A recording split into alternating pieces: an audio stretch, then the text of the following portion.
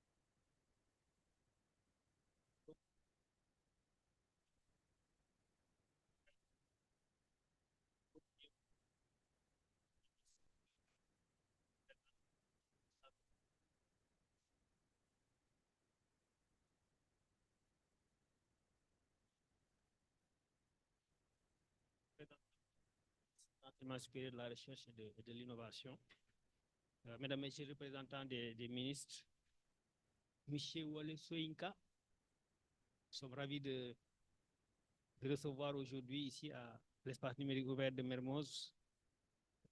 C'est vraiment avec beaucoup d'honneur qu'on vous reçoit ici.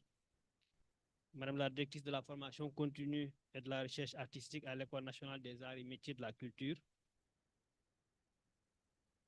Monsieur le responsable de l'équipe interdisciplinaire de recherche du donc culture, littérature, art et patrimoine, CLAP, chers collègues et collaborateurs de l'Université Numé Hamidou Kane, chers partenaires, chères étudiantes, chers étudiants, distingués invités en vos titres de qualité. Je suis honoré d'être ici aujourd'hui à ma qualité de recteur de l'Université Numé Hamidou Kane pour l'ouverture de ce symposium sur les musées organisé en marge de la Biennale de Dakar.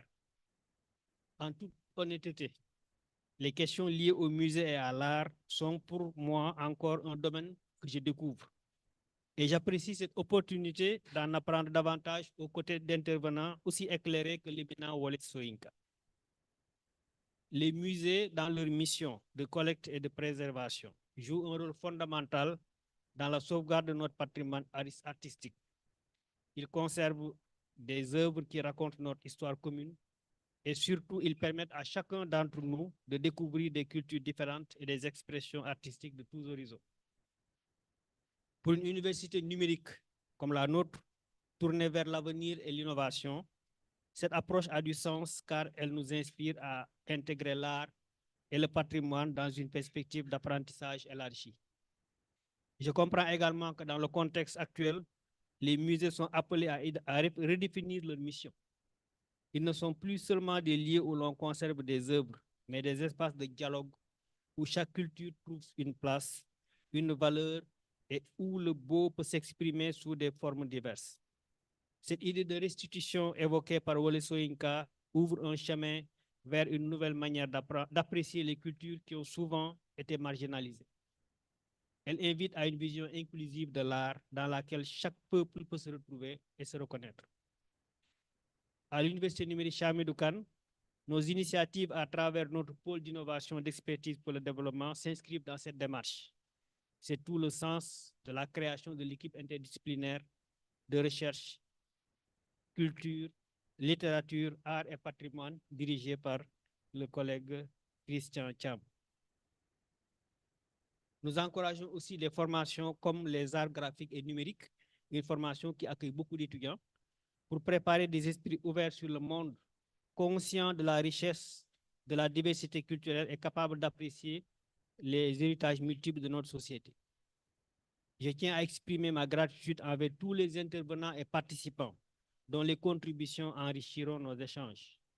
Merci à M. Wole Soyinka de nous faire l'honneur de sa présence.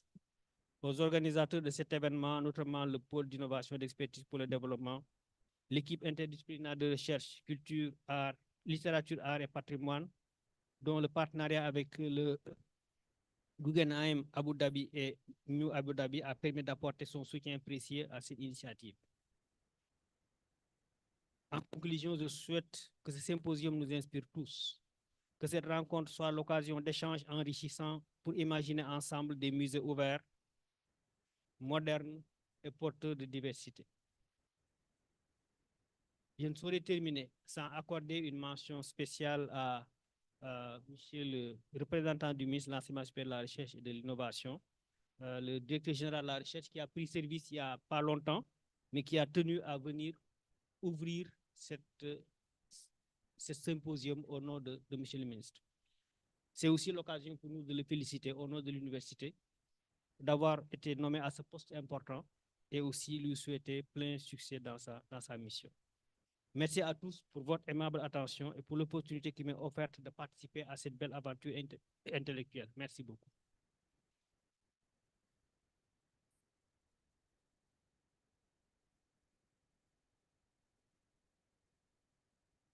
Merci, Monsieur le Recteur.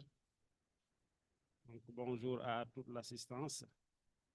Donc, Monsieur le Recteur de l'Université numérique Cheikh Hamidou Kane, professeur Moussa Lo, Mesdames, Messieurs les membres du personnel d'enseignement et de recherche de l'Université numérique Cheikh Hamidou Kane, Mesdames, Messieurs les membres du personnel administratif, technique et de service de l'Université numérique Cheikh Hamidou Kane, chers étudiants, chers invités, chers doyens Wole Soyinka,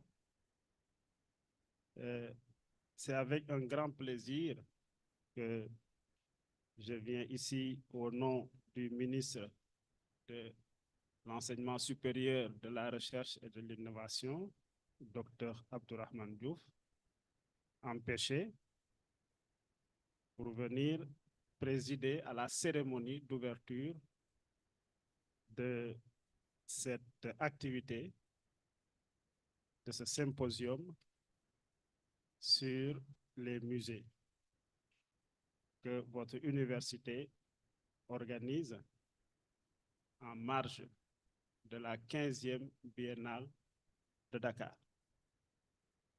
Et votre symposium vient à son heure. En tout cas, Monsieur le ministre vous transmet d'abord ses excuses, mais aussi ses félicitations d'avoir eu l'initiative d'organiser ce symposium sur les musées qui est d'une très grande portée culturelle pour le Sénégal et pour notre département. Comme vous savez, le Sénégal est entré dans une nouvelle ère de rupture systémique que les nouvelles autorités, le président de la République, son Excellence Bassirou Diomaye Faye et le Premier ministre Ousmane Sonko, ont lancé cette vision d'un Sénégal à l'horizon 2050. Et les objectifs sont très clairs.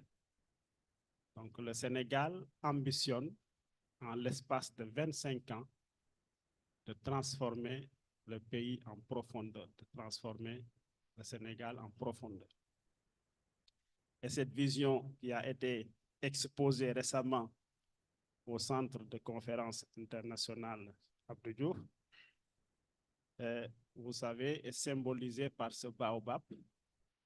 Comme je parle évidemment avec un auditoire beaucoup de littéraire, on va pouvoir comprendre bien le symbole.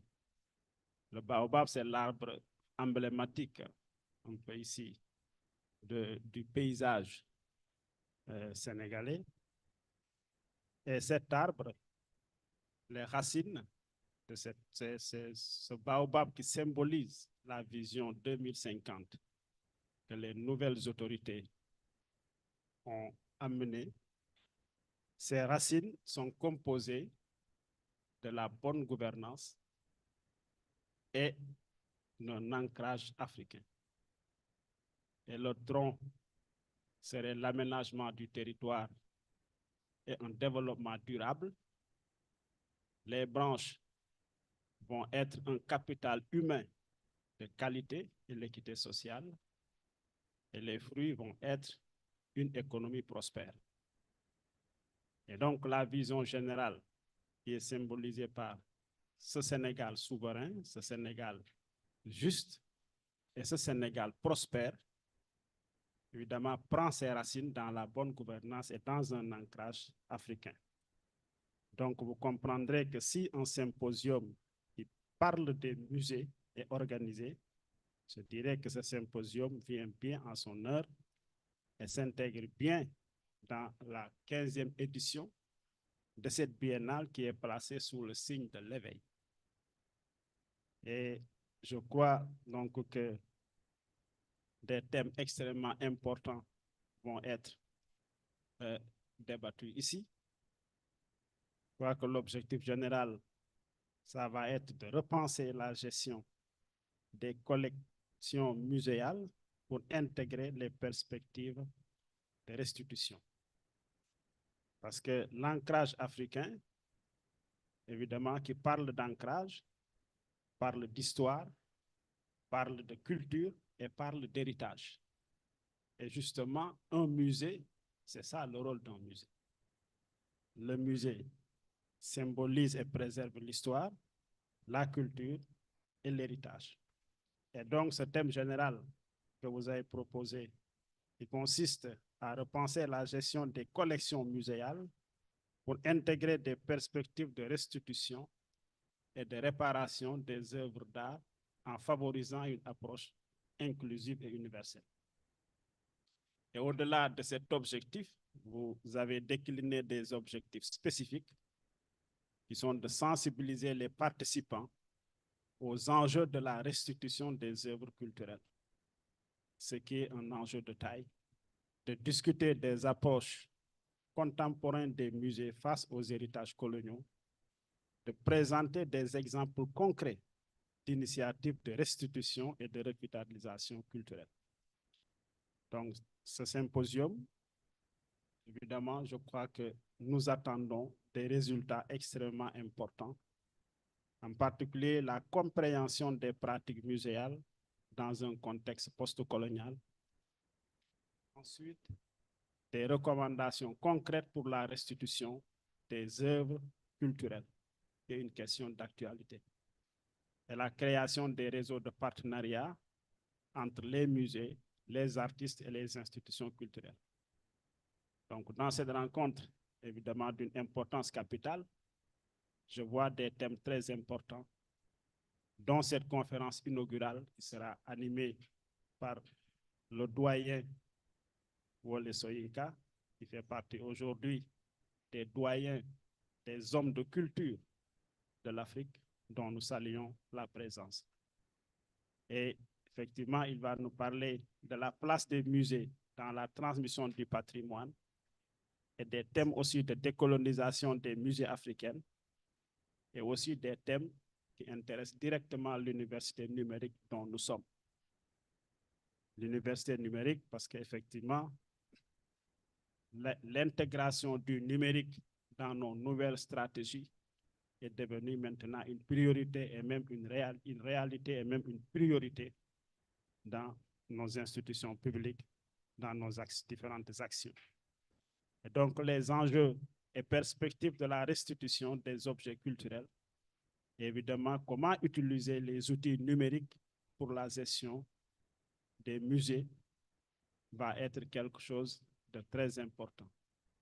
Donc, je crois que on va avoir un symposium extrêmement riche, et tout en vous réitérant les félicitations de Monsieur le ministre de l'Enseignement supérieur, de la Recherche et de l'Innovation pour cette belle initiative en marge de cette biennale de Dakar. je déclare ouvert le symposium sur les musées qui est organisé par l'Université numérique Cheikh Hamidou Kane. Je vous remercie de votre attention.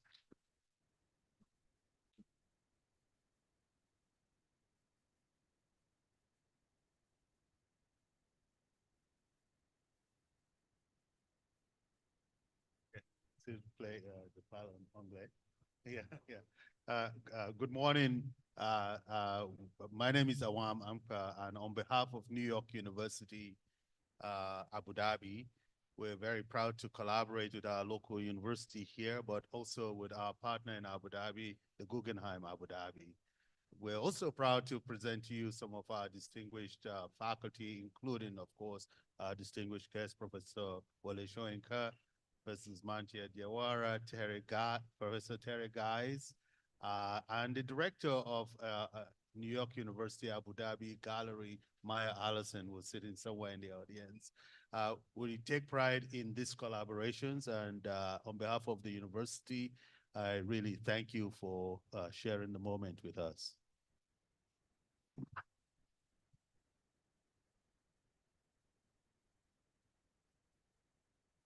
Okay, I've taken the role to welcome you also and to give you an idea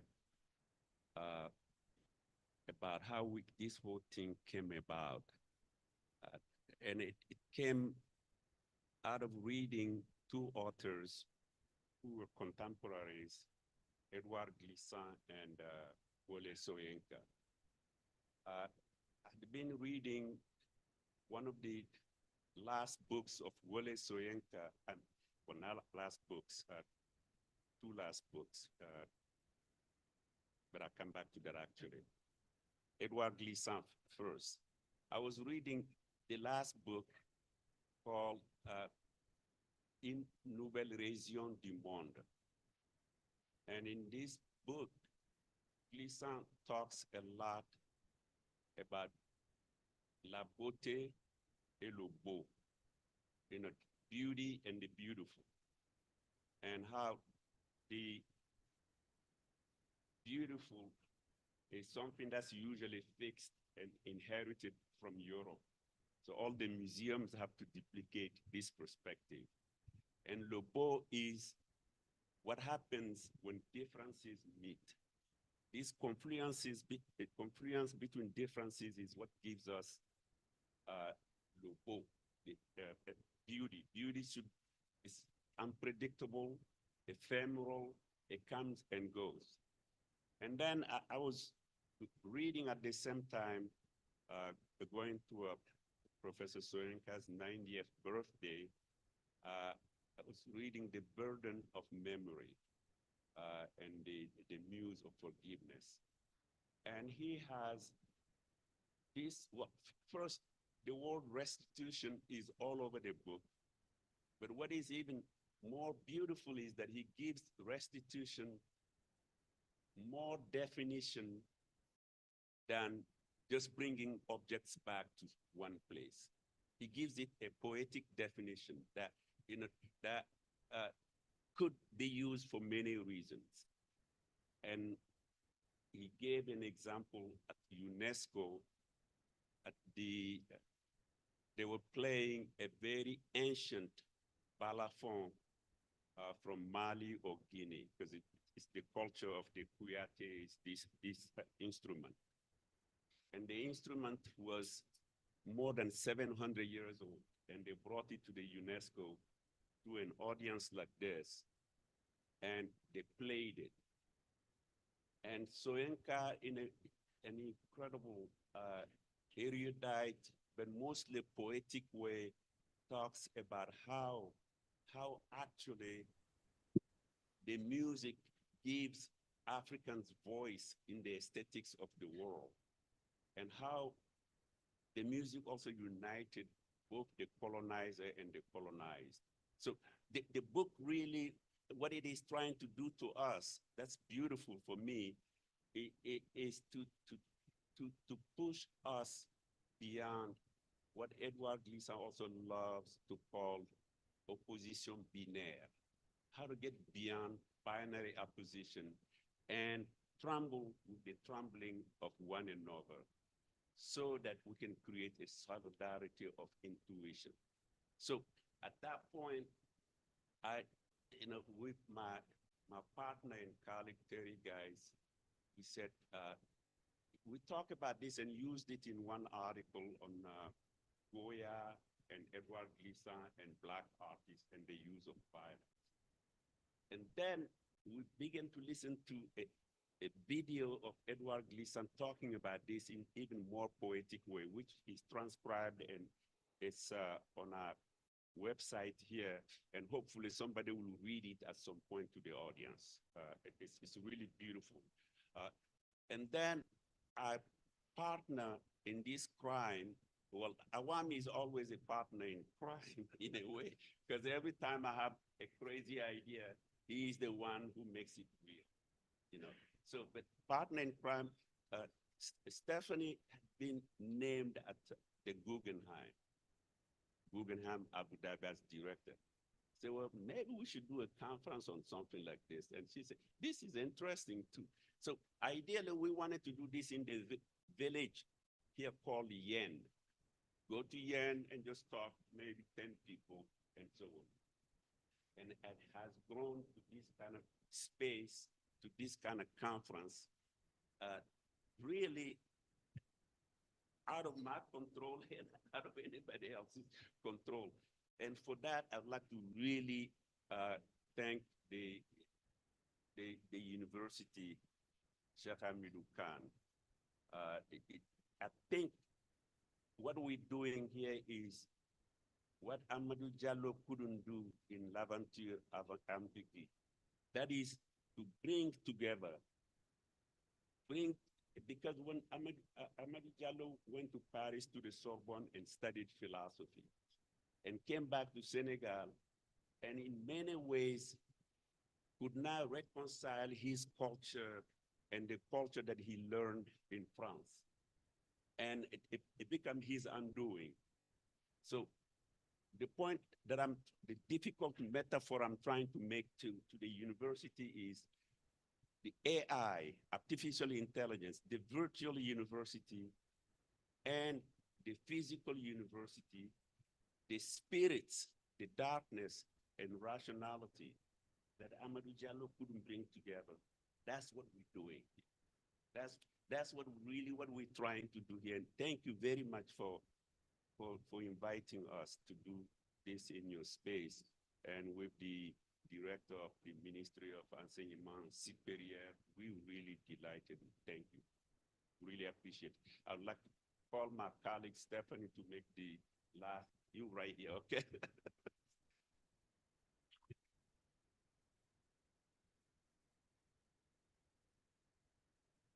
Thank you very much, Manthia, and thank you very much for having us here and for Awam to join into this adventure, and really to say there is this beautiful phrase in Glissant's text which says, it is a museum of chance, guesswork, discovery, exploration of unpredictable beauty. And I think this is a bit the journey I took together with Manthia when I started 2 years ago to become the director of the Guggenheim Abu Dhabi project, which is a collaboration between the Salomon Air Guggenheim Foundation and the Department of Culture and Tourism in Abu Dhabi. And when I arrived, I've kind of stayed, as I think some of you maybe can imagine, you move into a new place and you stay in a hotel. And I was like looking at the sea and reading Glissant. And I remember getting this message from a friend of mine saying, do you want to meet Manthia? He's also in Abu Dhabi. So I reached out to you and Terri and you, we had lunch, and I was like realizing that actually the only way for me to think through Glissant and the relation to a museum is with your help. And so the first lunch was already talking about what it means to go into relation as a museum and what opportunity we have to build a completely new museum in a place like Abu Dhabi, and how we can work together as a team, which is now grown really a lot. By now, Shabir Hussein Mustafa has joined us as a senior curator and head of exhibition. We have Awa Konate here as our assistant curator, who was essential to help it. We have Sarah bin Safwan here, curator who works with us. And so we all decided, so what does it actually mean to build a museum in a place like that, where you have 13% Emirati and a lot of other kind of communities? And wouldn't that be the right way to use the idea of the archipelagic thinking to see how can we become an institution who is oriented towards the community, of course, in close relation with the collection we have built since 2008 with over 1,000 artworks, but really believing, and I think, you know, reading texts from Clémentine Delis or Françoise Verres, we all know the museum we want to build is a museum which is really about the people who come, and how can we create a democracy of research? How can we go away from thinking that this has to be created just from one part of this museum? So thinking about a museum as an organism. And so when I remember in my inbox that translation came from the text I had tried before to read in French, it was just like this epiphany, thinking, God, Edouard Lisson writes already about what we really try to do. And I think the last part of the text where he talks about the planetary relation. In a planetary relation, there are no prime elements. There are no elements that will disappear in relation to the other. There is a permanent evolution, a permanent movement of the orientation of our essential dispositions and intuitions. And that, I think, is really like for us, I think, a bit the guideline of what we want to discuss in the next days, to see how can we actually make that real? Like, how can we build an institution in this place with a kind of American partner, partnering with the Abu Dhabi government? We have a team of now 20 people. We always say 28 people, actually, with 28 different backgrounds. So really creating that museum as an organism. And so we'll have a lot of time, I think, to talk about how we want to think about the mangroves as also a metaphor for an institution like that, and learn from all the amazing participants about their work and how they're doing it together, and to realize that the museum is in Abu Dhabi, but we really see ourselves as facilitators for discourses outside of Abu Dhabi too. And so it's so important for us to be here with you and being so generously welcomed in Dakar to share this experience, and also to get your input and what you expect and what you want from an institution. What can we facilitate for the artists and the communities in this region? So thank you very much to all of you, and I'll hand over to Manthia. Thank you, Stephanie. The conference is going to be in all the languages. It could be in French, English, Wolof. All the languages here are welcome. And Glissant used to say that he wrote his poems in front of all the languages of the world. So I'm going to invite Terry to introduce our next person, speaker, performer. Hi, everyone. I'm Terri Geis from New York University, Abu Dhabi. It's my distinct honor to introduce Faustin Linyekula, who is going to set a certain tone for the start of our conference with a performance of a work that he created in 2023 called My Body, My Archive. Faustin is a colleague of mine at NYU Abu Dhabi. He is the founder and director of a dance company, the Studio Kabako in Congo. And I also want to thank his colleague, Dorcas Malumba, for bringing some of the key items to Senegal, which are required for the performance. So thank you very much. And with that, I think we will start Faustin's performance. And for Faustin Linyekula.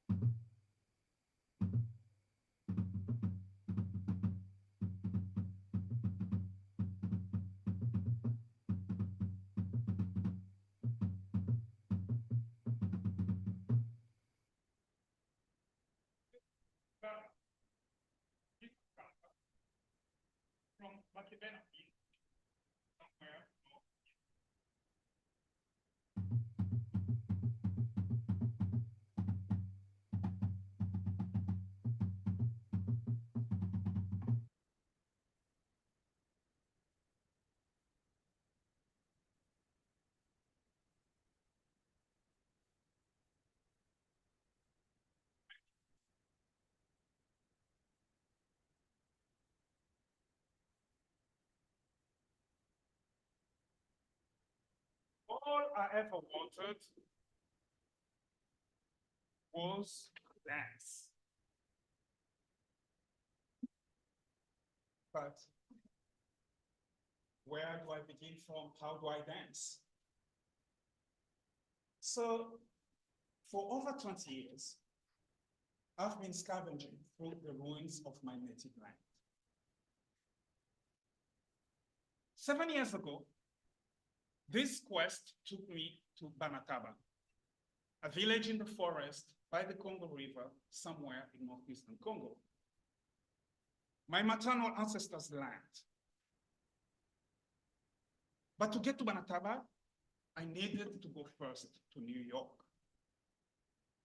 It all began with an invitation from the Metropolitan Museum of New York to propose a performance in one of their galleries. My first request was to see all the pieces from the Congo that they had in their collections. Because yes, wherever I go, I'm searching for the Congo. That's for sure a very senseless quest, because to quote King Leopold II, the Congo does not exist. There is only a river and a great forest.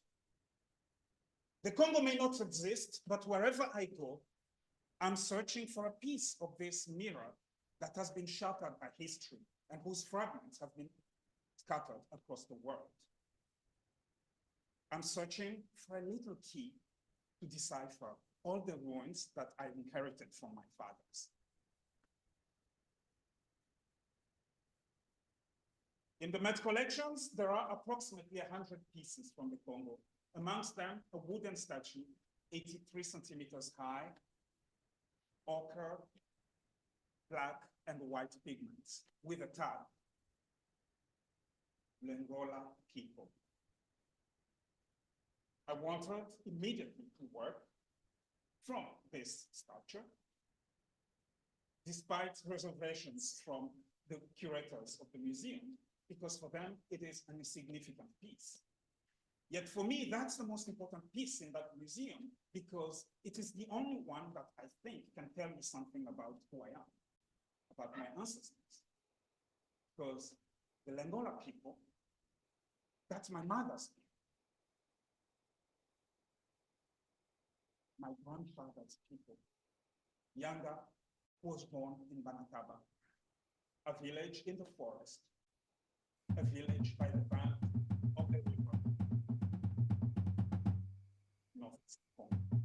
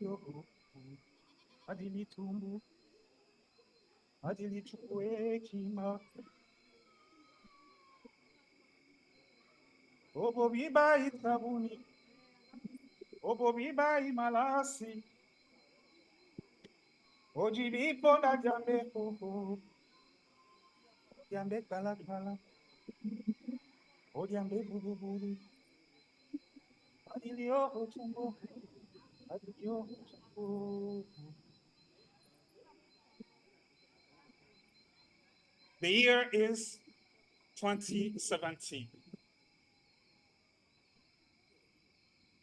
For the first time,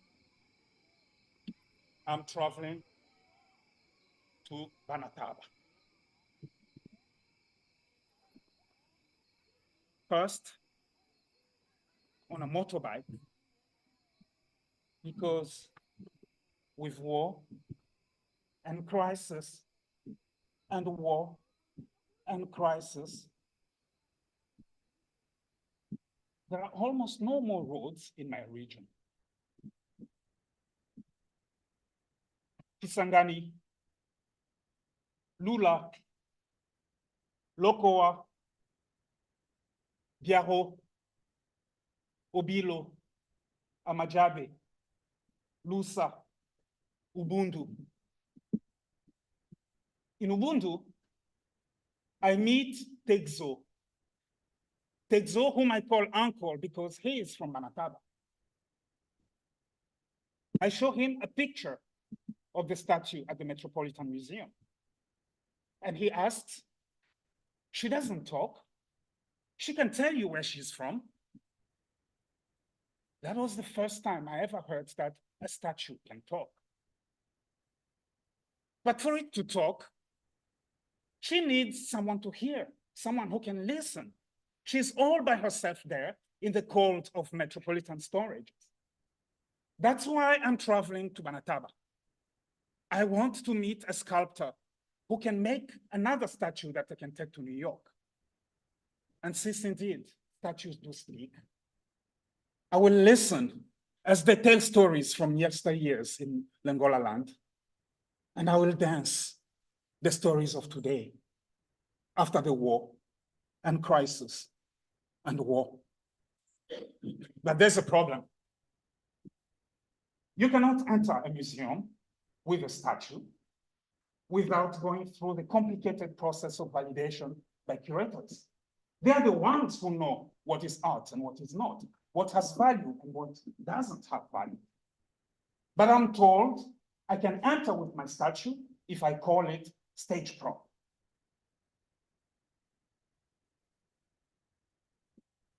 Kisangani,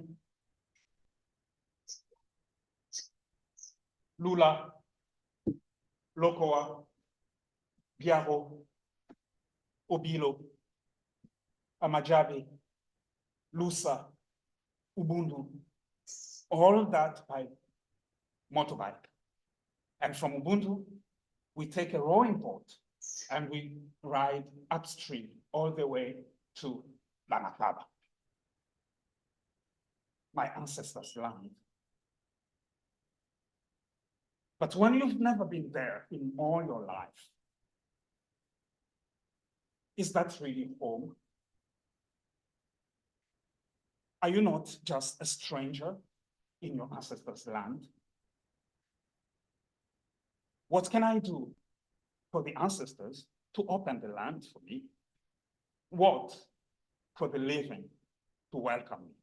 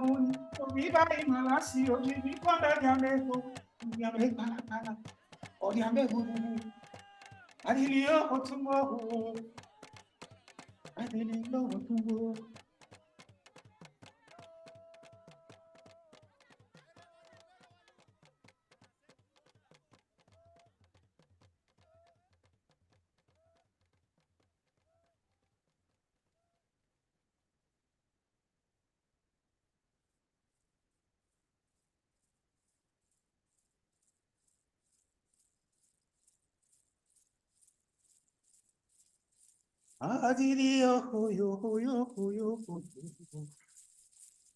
Adili tumbu hekima.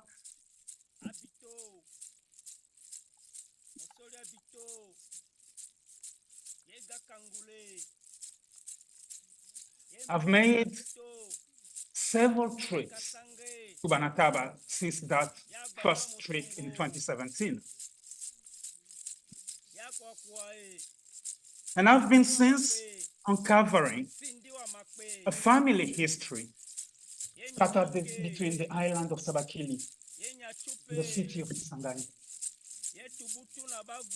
I discovered ancestors' names and everything. Hey, Igalalisie. Hey, Kasanga Oluo.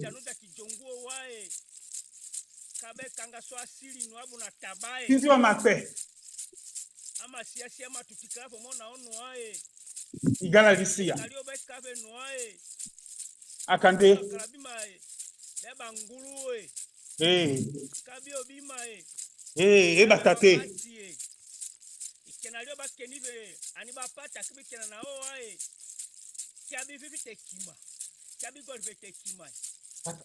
How come I'm only hearing men's names? Hey, Tati.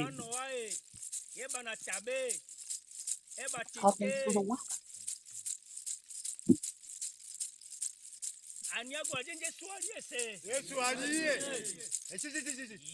Yay. Bangulu baba liba kenania. Where are the women?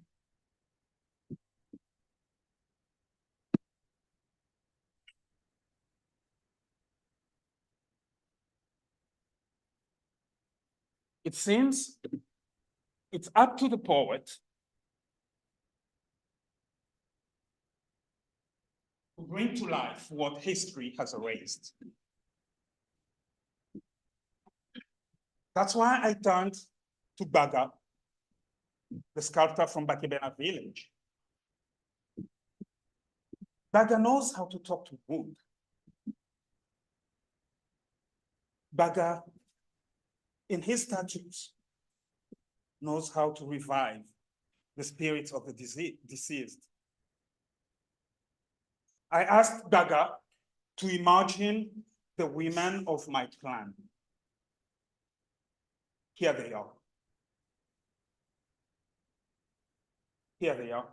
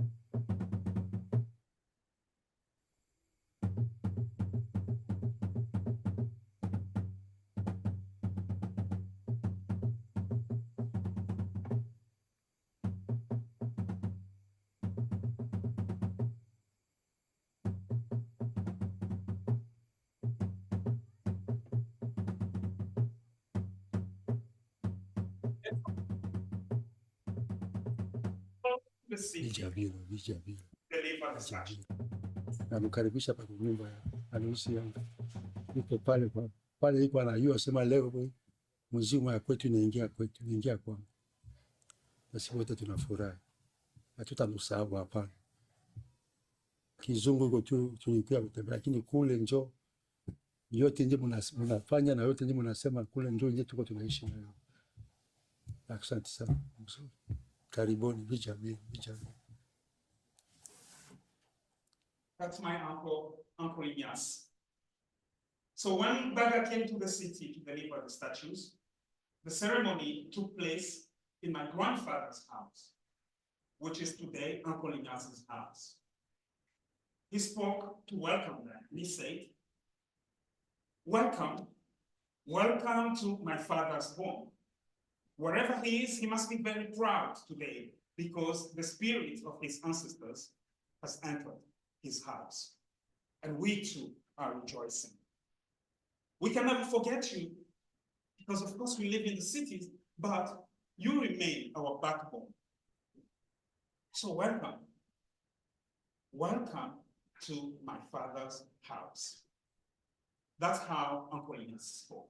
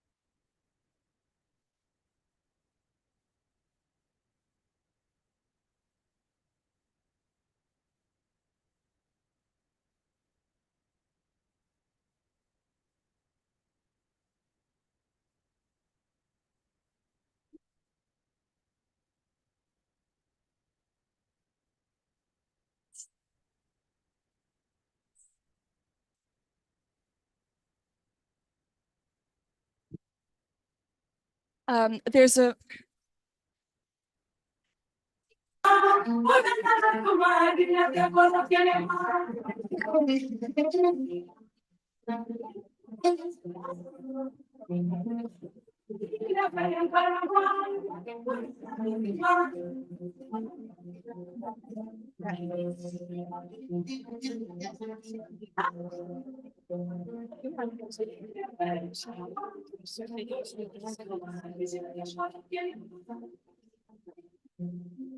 le micro marche pas, monsieur.